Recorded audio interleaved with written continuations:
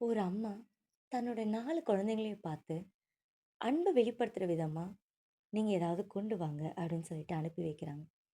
எல்லா குழந்தைங்களும் போறாங்க. போயிட்டு வரும்போது ஒரு குழந்தை கையில ஒரு பூவோட வரா.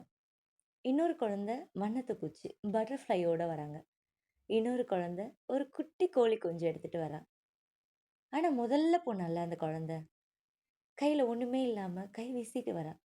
அவங்க அம்மா கேட்குறாங்க, "என்னம்மா கை வீசிட்டு வர? ஒண்ணுமே எடுத்துட்டு வரலையா?"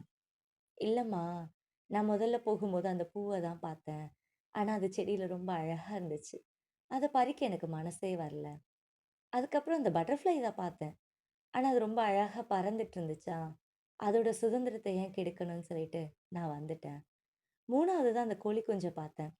ஆனா, அது தாய்கிட்ட இருந்து பிரிச்சு கூட்டிட்டு வர எனக்கு மனசு இல்ல. அது தாய தேடும்ல. அவங்க அம்மா அவங்கள இறுக்கி அணைச்சுக்கிட்டாங்களாம். "தங்கமே, இதுதான்டா அன்பு" அப்படின்னு.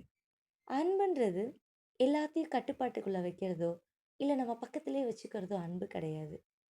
அது அதோட சுதந்திரத்துல இருக்க விடுறது தான் அன்பு. அது அதுவா வாழணும். நம்ம நம்மளா வாழணும்.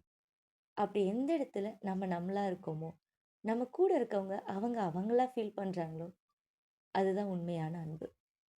நான் உங்கள் உள்ளம் நிறைந்த தோழி. சப்ஸ்கிரைப் பண்ணிக்கோங்க. நெக்ஸ்ட் வீடியோல பார்க்கலாம்.